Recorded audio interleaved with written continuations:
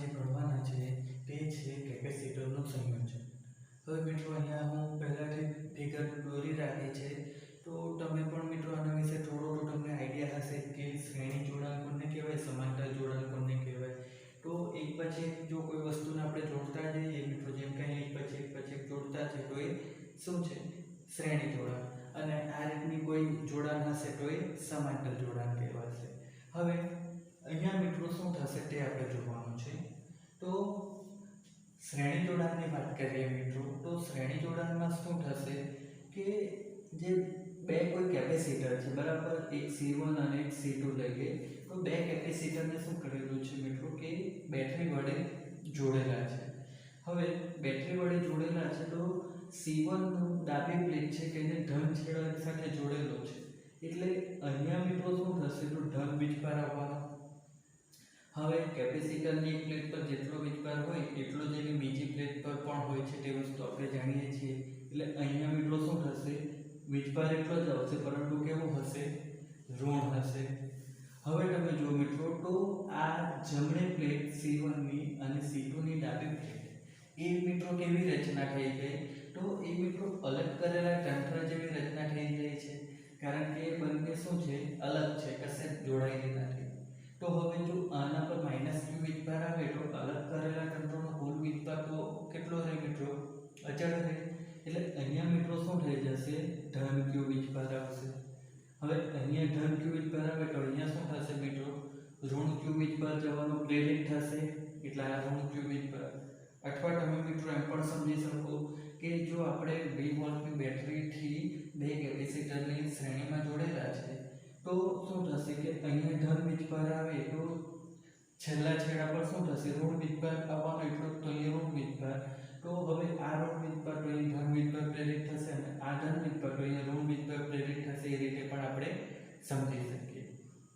તો અહીંયા મિત્રો શું થવાનું છે કે જે વીજભાર છે તે અચળ રહી જવાનો છે, અને હવે તમે જુઓ તો શું થવાનું છે કે જે વિદ્યુત સ્થિતિમાન જે છે તે શું થવાનું છે મિત્રો, તો બદલાવાનું છે।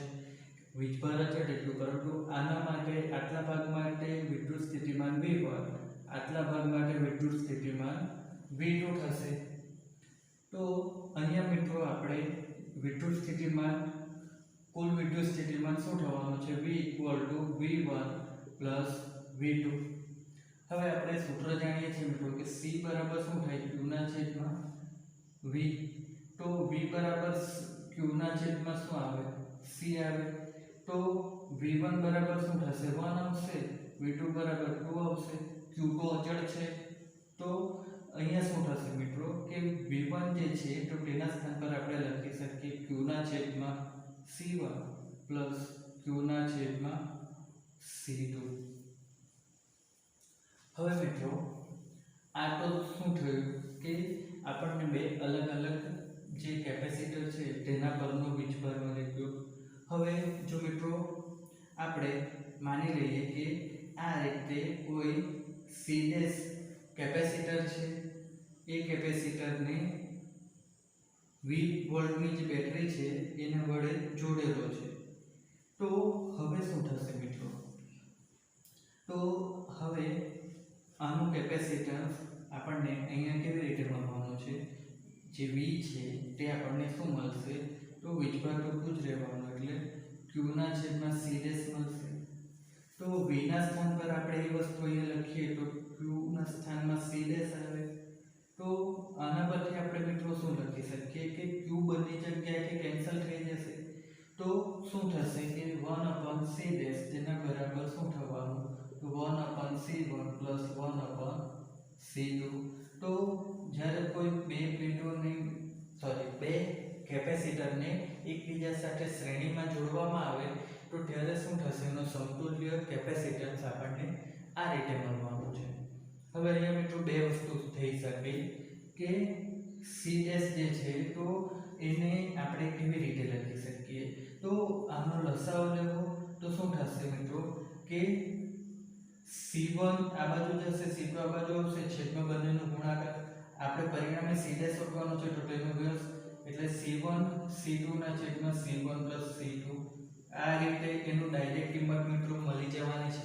બે મોટે ભાગે તમને બે કેપેસિટર આપેલા હશે એટલે તમારે શું ધ્યાન રાખવાનું કે પરિણામી શ્રેણી માટે પરિણામી શોધવાનું હોય તો ઉપર બંનેનો ગુણાકાર નીચે બંનેનો સરવાળો. અહીંયા બીજી એક વસ્તુ ધ્યાન રાખો કે જો C1 = C2 હોય તો શું થશે C' બરાબર અહીંયા થઈ જશે C² અને છેદમાં શું આવશે 2C. તો એક C કેન્સલ એટલે C' બરાબર શું થશે C/2 આવવાનું છે.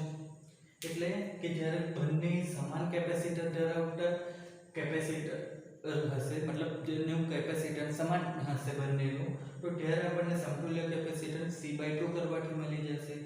તો આ વસ્તુ ધ્યાન રાખવાની. હવે મિત્રો બે કેપેસિટર આપણે લીધા હતા એટલે 1/C1 + 1/C2 કર્યું. હવે એનાથી વધારે હોય તો 1/C3 1/C4 એ રીતે આપણે n સુધી લઈ શકીએ છીએ.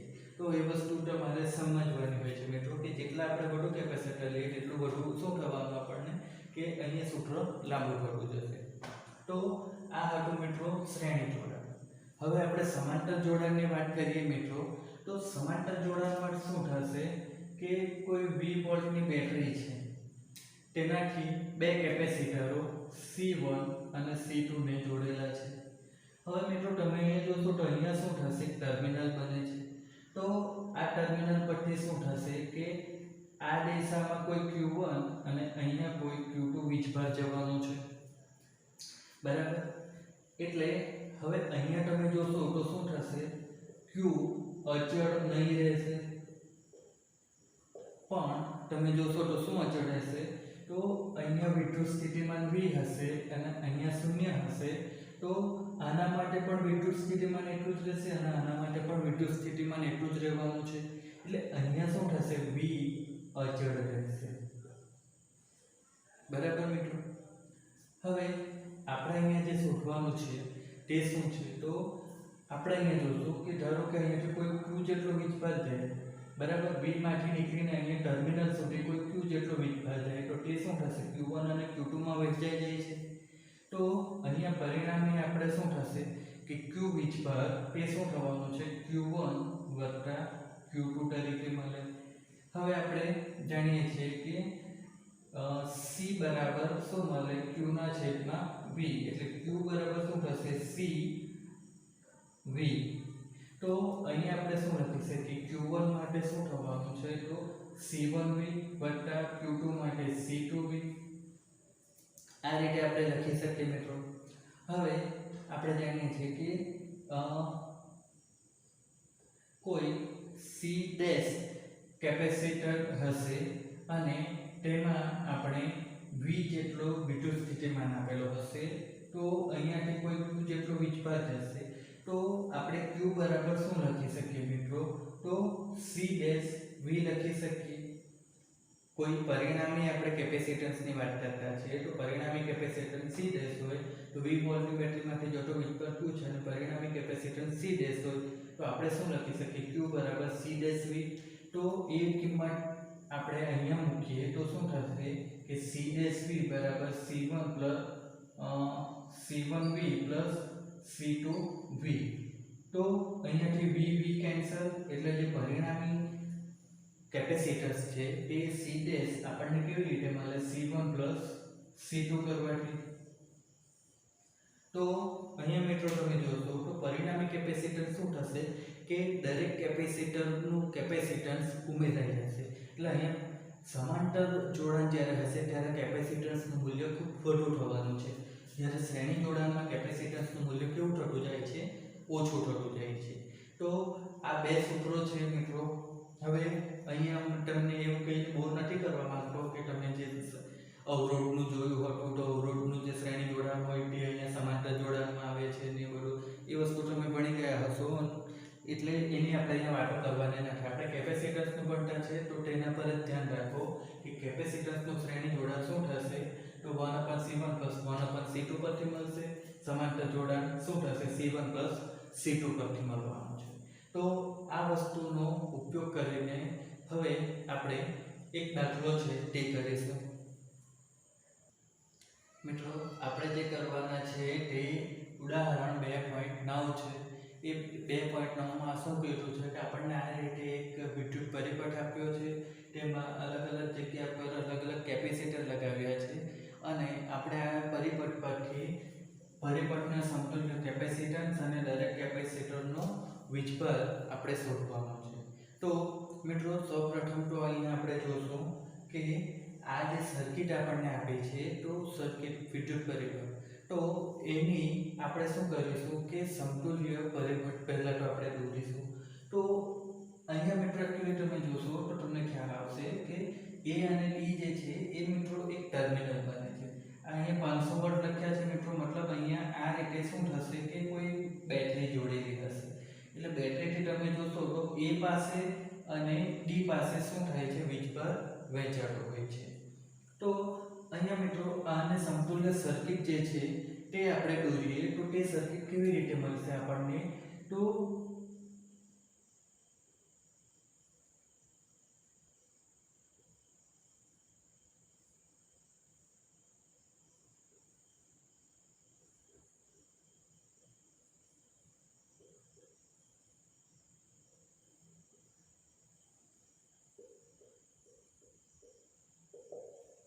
આ રીતે આપણને આને સમતુલ્ય સર્કિટ મળવાની છે.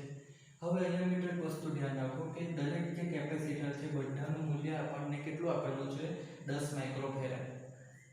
હવે આપણને આ રીતે સર્કિટ મળી ગઈ છે, તો અહીંયા આપણે પરિણામી જે કેપેસિટન્સ શોધવાનું છે. તો કેવી રીતે શોધીશું, તો આ ત્રણ વસ્તુ કેવા છે, શ્રેણીમાં છે, એટલે C1 C2 C3 બરાબર નો પરિણામી, તો તે આપણને 1/C ડેશ લઈએ તો 1/C1 + 1/C2 + 1/C3 કરવાથી મળશે.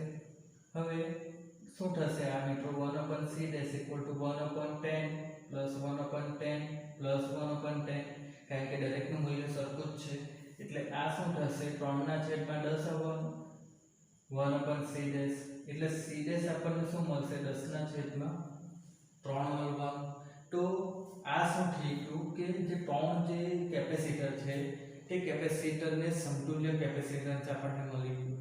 હવે આપણે પરિણામી સર્કિટ, એની પરિણામી સર્કિટ આપણને કેવી રીતે મળશે, તો એ મિત્રો આ રીતે મળશે, C ડેશ = 10/3 માઇક્રોફેરાડ અને નીચે શું આવશે, તો C4 કેટલું આવવાનું, 10 માઇક્રોફેરાડ અને તેની વચ્ચે વિદ્યુત સ્થિતિમાન કેટલું આવવાનું, V = 500 વોલ્ટ. આ રીતે થવાની. એટલે હવે આ બંને કેવા થઈ ગયા, તો મિત્રો આ બંને જુઓ તો સમાંતરમાં થઈ જશે. એટલે સમાંતર માટે આપણે પરિણામી વિદ્યુત કેપેસિટન્સની વાત કરીએ તો પરિણામી કેપેસિટન્સ C ડેશ હોય તો તે શું થશે, C ડબલ ડેશ લઈએ છીએ મિત્રો, C ડેશ તો અહીં આવી ગયું છે, તો C ડેશ + C4 એટલે એ કેટલું થશે મિત્રો, તો C ડેશ 10/3 છે વત્તા C ડેશ એટલે કેટલું થશે, તો 10, એટલે આ મિત્રો શું થવાનું છે, તો 40/3 આવશે બરાબર, અને એકમ એનો રહેશે માઇક્રોફેરાડ. તો આ રીતે મિત્રો આપણને શું થયું કે જે આપેલી સર્કિટ છે એનું સમતુલ્ય કેપેસિટન્સ આપણને અહીંયા આ રીતે મળી જાય છે. હવે આપણે જે શોધવાનું છે તે શું છે મિત્રો, કે દરેક કેપેસિટરનો વીજભાર. તો C1 C2 C3 શ્રેણીમાં છે બરાબર, માટે દરેકનો વીજભાર કેવો રહેશે, તો સમાન રહેવાનું બરાબર. અહીંયા મિત્રો મેં લખાઈ છે કે નહીં તે જોઉં છું, અરે દેખાતું નથી લાગે છે, તો થોડી ઇંક ભરી દેવા પડશે. અહીંયા આપણે મિત્રો શું કરવાના છે કે આપણે પરિણામી જે આપણને કેપેસિટન્સ જોઈએ તે તો મળી ગયું છે, પરંતુ હવે આપણે વીજભારની વાતો કરવાના છે. તો વીજભાર શું થશે કે શ્રેણીમાં અને સમાંતરમાં શું થાય, તો શ્રેણીમાં વીજભાર જે હોય છે એ કેવો રહે છે, અચળ રહે છે, જ્યારે સમાંતરમાં વીજભાર વહેંચાઈ જતો હોય છે. તો અહીંયા આપણી પાસે શું છે કે વિદ્યુત સ્થિતિમાનનું મૂલ્ય આપેલું છે અને તે કેવું છે બંનેમાં આપેલું છે તો શું થાય છે કે C1 અરે ઇંક લાખીએ તો વધારે ભાઈ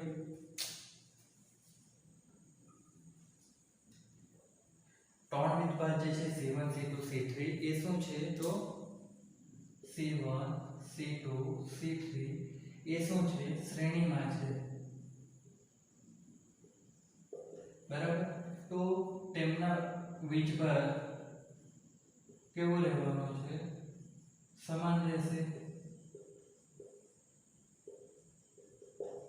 હવે જો દરેકનો વીજભાર સમાન હોય તો આપણે જાણીએ છીએ કે C બરાબર શું થાય છે તો Q ના છેદમાં V હોય છે એટલે Q બરાબર મિત્રો શું મળવાનું C ગુણ્યા V થવાનું છે તો અહીંયા આપણને શું થશે C એટલે સમતુલ્ય કેપેસિટન્સ 3.3 તો તે થશે 10/3 અને વોલ્ટેજ કેટલો છે 500 તો આને મિત્રો સાદો રૂપ આપશો તો આપણને જવાબ શું થવાનો છે કે 1.7 into 10 raised to અહીં ગુણ્યા 10 raised to -6 આવશે કારણ કે આ માઇક્રોફેરાડ છે બરાબર આ માઇક્રોફેરાડ છે એટલામાં તો 1.7 10 raised to -3 કુલમ આવવાનું છે હવે આપણે જાણીએ છીએ કે C4 જે છે તો C4 નો વીજભાર આપણે કોઈ અલગ લઈએ Q ડેશ લઈએ તો Q ડેશ આપણને કેવી રીતે મળશે મિત્રો તો C4 * V કરવાથી મળશે કારણ કે Q4 જે છે એ સમાંતરમાં છે તો અહીંયા આપણને શું થશે Q C4 જે છે તો એના માટેનું મિત્રો સમતુલ્ય કેટલું છે એનું કેપેસિટન્સ 10 માઇક્રોફેરાડ ગુણ્યા 500 એટલે આ જે છે તે મિત્રો આપણને 5 * 10⁻³ કુલમ મળવાનું છે તો શું થશે મિત્રો કે C1 C2 C3 જે હતા તે તો શ્રેણીમાં હતા તો દરેક પરનો વીજભાર કેવો રહેશે સમાન રહેશે એટલે દરેક પરનો વીજભાર જે છે તે આપણને કેવો મળવાનો છે આ રીતે C1 C2 C3 માટે અને C4 માટે આપણને શું મળશે તો આ રીતે મળવાનું છે તો અહીંયા મિત્રો આપણો જે કેપેસિટરનું સંયોજન હતું તો તેમાં થિયરી અને ઉદાહરણ આપણે જોયું તો અહીંયા મિત્રો આજે આપણે પૂરું કરીએ છીએ